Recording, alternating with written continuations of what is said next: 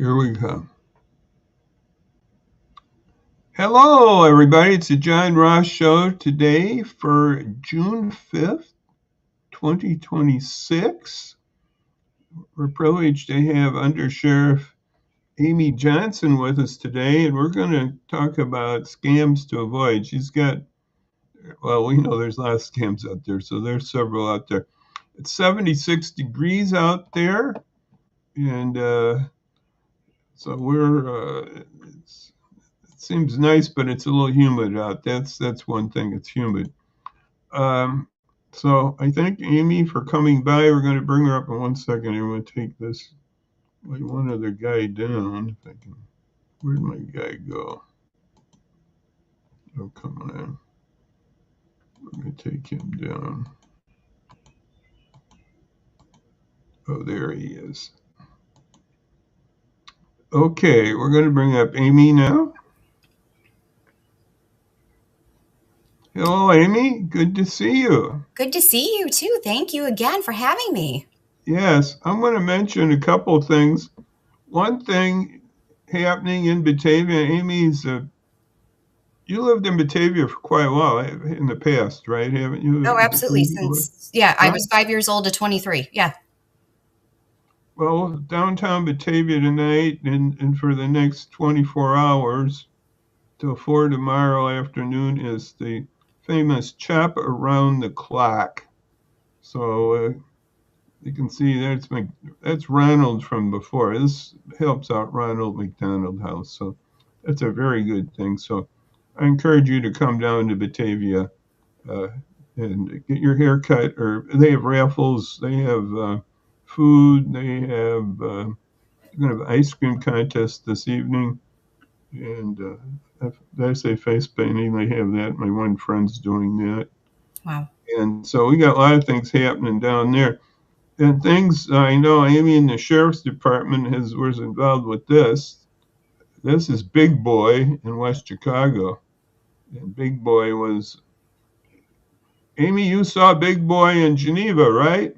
Yes. So we were just making sure intersections that it crossed were clear, and I was able to get a glimpse of it. So fantastic history. Loved it.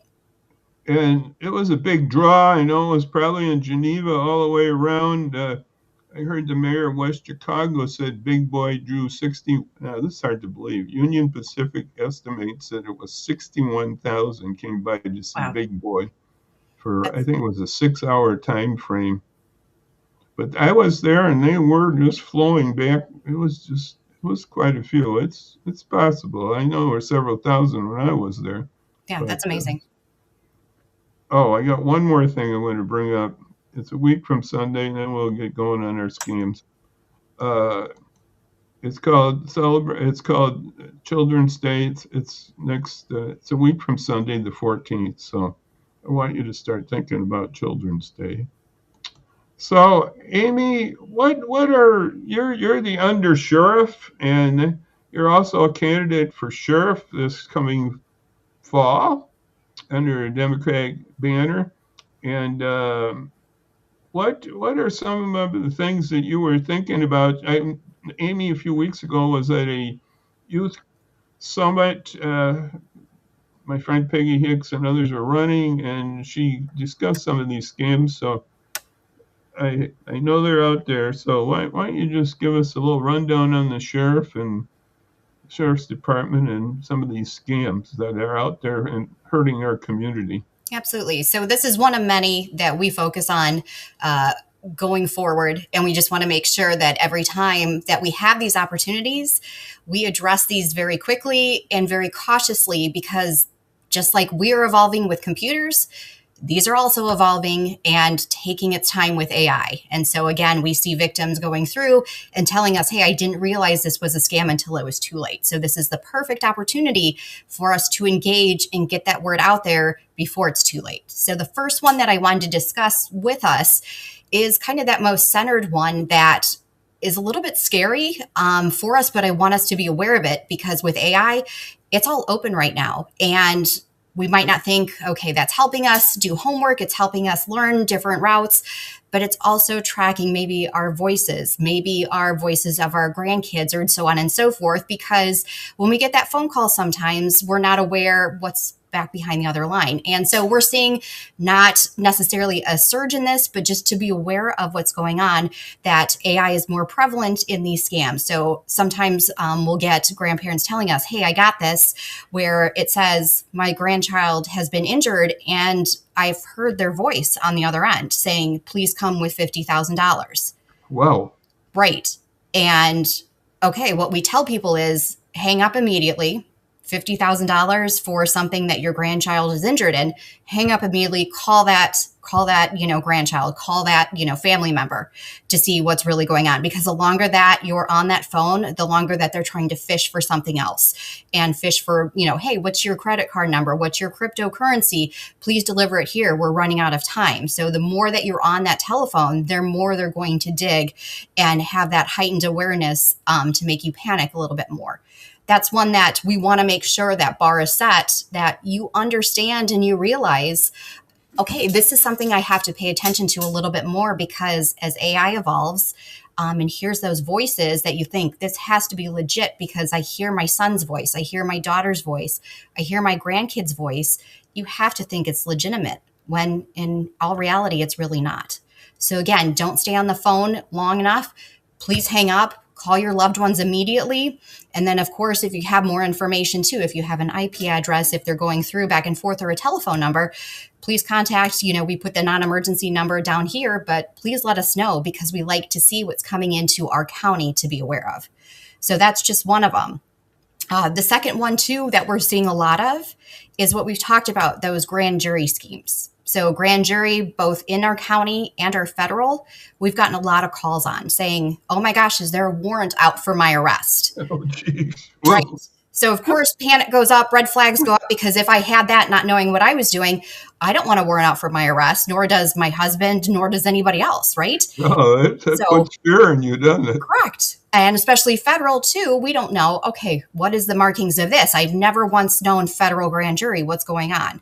So, again, red flag comes up to say, why are they calling me to say I've missed that grand jury and now a warrant's out for my arrest? That would never happen. Both Kane County or anybody else, meaning federal, would come knock on your door to discuss anything.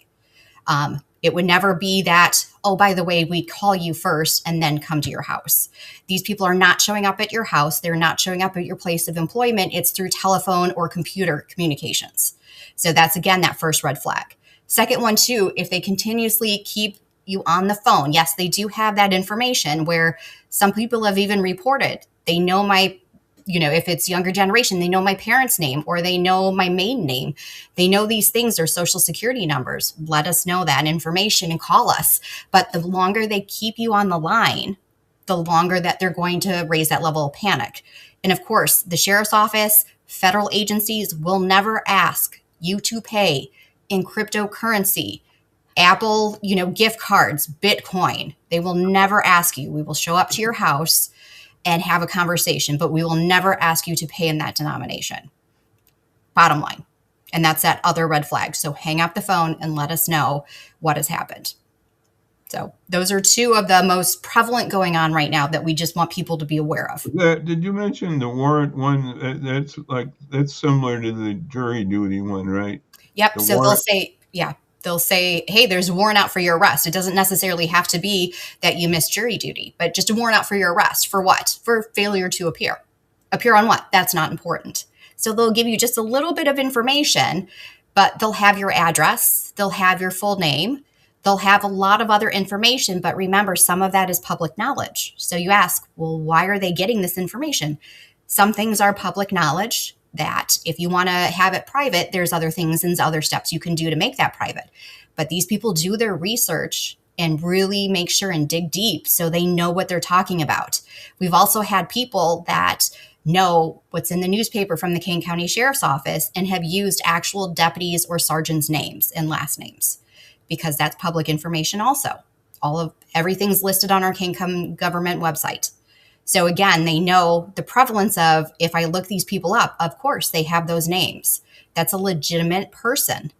So again, they go back and forth. And we just had a report of somebody actually using and spoofing, meaning mirroring our telephone number of the sheriff's office when they call. It's not their actual telephone number, but when somebody sees it on their photo or their cell phone ID, it shows the Kane County Sheriff's Office. So they're kind of they are spoofing that number, but it's not their telephone number. So again, that I've heard level, about that. That's been out there a little while, that idea of changing the number there. yeah. So it's not their actual telephone number. It's just what you see on your caller ID. The ID. Yep. So again, hang up the phone. And if you do need to, we have our non-emergency number, as I said, on that, screen. Give us a call and just say, hey, this was what was going on. We have our Facebook also that you can shoot us a messenger message and just say, hey, this is what happened, just making you aware. And we usually post it on our Facebook app again to let our community know again, hey, this is what was going on. Please don't fall for it. Or if you did, we will take the necessary steps to help you out. Yes. I had somebody at where I'm at my apartments here was involved with the famous Illinois tollway scam, Yes. saying that they owed some back money, and it's not necessarily big money. There might be only a few bucks, but it could start moving on you too if they get your data. Right. And that usually I've seen more of on my email and on my iPhone, actually. So I've seen them both come in to say, you've racked up excessive amount of tolls. Please call this 1-800 number, and they'll also give you an undisclosed link to click on. When somebody has that undisclosed link and a telephone number, never click on the link. I also, just because of who we are, do not ever click on a link, because I almost fell for one too. And that's where I'll go into the banking ones also. It was one of my banking where I thought my, credit and debit card were compromised based on a text message / shutdown. And again, it seemed legitimate. It had the emblem of what it was. It had all of these triggers. And luckily, I just thought, okay, I'm going to check my bank account. I actually went on my actual statement, which was on the computer, and it showed that all my balances were fine when they said it was going to be shut down. So it's not just independent on one age group or another. It's everywhere, and it's evolving very quickly. Same thing with those tollway scams. If you click on that link, even though it looks like the Illinois tollway, it leads you down further of, okay, please verify your telephone number. Now, please verify your last 4 digits or your full credit card so we can process this. Well, then now they have not only your name or telephone number, but they also have your credit card number now. So it's just that, snowball effect, so to speak, of they're gaining more information by just clicking, and you're not realizing what's happening until it's too late. I have a friend who does driving, helps with the one group that helps seniors with rides. And he says a lady that was with him somehow met somebody over the internet and is sending this person like $50,000. And you read my mind, because that was next on my list. Oh, okay, go on. And this is great. This is why, we interact so well. That's the next one, as they're called romance scams. Yeah, that's what we'd call it. Right. Absolutely. And these break my heart, because every time we take reports of this, sometimes people know what's going on because it's too late. And other times they're still halfway there of, well, this is what's happening, but I'm not sure this person's going to come and live with me, but they need $50,000 more. So on some occasions, it's just that traditional romance where somebody found somebody else online and they give a picture out. Who knows if it's the right picture? Who knows where they got that picture from? And they start a relationship together because that, person, okay, is lonely or needs somebody. During the time that relationship evolves, something happens where, oh my gosh, this person went to Canada, this person went to Mexico, or I'm stuck in another location based on my job, but I need $80,000 to not only get home, but also take care of medical bills or take care of something that happened during this time frame. Please wire me this money, or please do this, this, and this. That person then, male or female, it doesn't matter, wires this money. They hear from them maybe in 2 weeks. Okay, fine. I was just out of jail or just out of the hospital. Bad news is they're going to need $80,000 more, but I'm halfway to you now because I got on an airplane. So they'll just dangle the carrot a little bit more to say, I'm halfway to you because I said I would come over and see you after I'm back from, wherever I was. So that person then thinks, well, you're halfway to me if I give you $80,000 more because everything's fine. This is where we're at. So they push that out to $80,000 more to get them here. Lo and behold, something else comes up. Hey, I was stopped, or my passport won't let me in the United States, something along those lines. So it's always that stall tactic of, okay, here's what's going on now. I can't reach you, but I love you. Here's more. Can you send me $30,000 or $12,000? So it's just that little element where somebody just wants somebody to have a companionship for, and that person doesn't care. And it's just, okay, here's the next one. If I can just get a little bit more out of you. And some people know by the end that they're being scammed, and the others just unfortunately don't see it yet until it's too late and their family finds out. On this sending money, it's hard to recover. Really, what we're doing is probably the best thing. The recovery part Yeah. on some of these scams is really hard, isn't it? It is, because the track of not only finding this money going through different areas of not only United States, but through different other, different countries, different locations, but also that you were a willing participant up to a certain point, not knowing Right. or whatever else, that yes, I gave this person money. It was my own volition of what was going on. And then it was too late. We had one individual that went straight to her bank, and the bank teller, and being trained, said, this is a scam. Are you sure you want to let this money go? And obviously I'm summarizing what was happening, because you will lose this money and you're not able to get it back. We realize the red flags and signs. And she goes, no, this is not. This is what's going on. Okay, this is a scam. If you lose this money, this is what's happening. And it was a lot of money. And she took out the money, and she came back afterwards because it was a scam. And they said they can't do anything for her because they did have that wherewithal to let her know first. Yeah, I remember another law enforcement individual was at my Kiwanis club several years ago. Basically sounded like the FBI or others aren't going to get involved in some of these things unless it's really big, big money. I mean, big. Yes, because 50,000 to 80,000, and I know that sounds horrible, is not a lot of money, but to us, absolutely it is. So that's where Right. we take these things very seriously. But think about it in a federal aspect of it. It's not that they don't want to get involved. It's that federal aspect of what they do versus what we do. So Right. for them to get involved, it has to be 150,000, 200,000, $1.2 million scams that Right. then they'll jump in on. It's not that they don't want to. It's Well, what. they got to use their resources the Correct. best thing. And another one is that I've tried to avoid on my internet things and other things is putting up somebody's email, or actually phone number too, but email particularly. And then people would maybe have my group email. That was in the past with clients, but they would say that they were this individual and they needed some money for, my car broke down, blah, blah, blah. I need some money. I don't have any cash on me, or something like that. And this one person, I really feel bad about. I cut down all that online, putting emails, and this person got, and it was $25. Wasn't the big scam, but it was a scam that this person needed some money for an emergency. Yeah.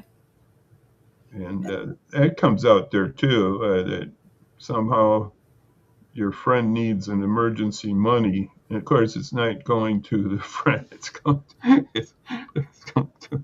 Right. And that's where Zelle, if you look at some of those caveats down there, is this for a friend? Is this for somebody you just met? Is this for a family member?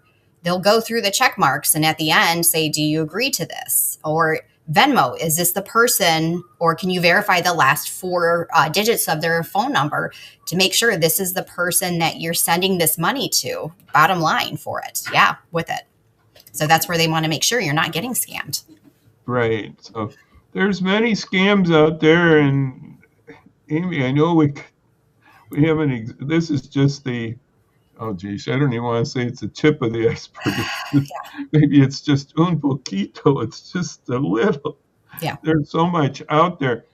But what would the general rules be, would you say to people, before we wrap this up on these things? What would you want to say to our public about these scams? So don't stay on the line any further than what you have to. Hang up immediately. Obviously, call loved ones to check up on them immediately also, just to make sure that this is not something that's happening and they are okay. Do not click on any links that you are not okay with, because they're going to lead you down a rabbit hole that you're going to gain information to. And if you do click on these links, or you do feel that you have been scammed, or potentially that you have questions, we do have that non-emergency number. And for those that may just listen, it is 630-232-6840. And we are here 24/7 to answer any questions, concerns that you all have, because as we evolve, this evolves also, because unfortunately we have people in this world that just want to scam us, and we are always here to help out. Yeah, there's so many of these scams out there, and I'm glad Amy just gave us some warnings here, and we got to keep ourselves vigilant. And I'll talk about the gas prices another day. We won't talk about this today. We'll skip that right now. I want to. We'll think about our scams here, and it's just a good thing that Amy came by. And Amy, I thank you for your public service here and doing this for us here. And we just got to avoid these type of things. And so we'll see you next Monday, everybody. And I am going to bring back somebody that we had at this conference. Dr. Olson was Brian Olson. That was sort of with scams. Well, I don't know, it was totally scams, but it was AI, how it was used. Well, it could be scams too with AI. And he was at our conference too the other day. He's going to be with me on Wednesday, and we'll see what we have for Monday. Got to get Dr. Gaddis back again too. I've had him on several shows. So we'll see you then on Monday, and I thank Amy. Remember to call this number here, this special number here for non-emergencies, if you think you just want to know more how to handle this situation if you have some scam there. So Amy, thank you very much. Have a good weekend. Remember, Chop Around the Clock is from now till 4 o'clock tomorrow in downtown Batavia, 7 East Wilson Street at Fultos Barber, the Tonsillaria, I guess. So thank you, Amy. And we'll see everybody then on Monday, Lord willing. And as all I can say now is bye-bye. And we'll see you then next week. Bye-bye.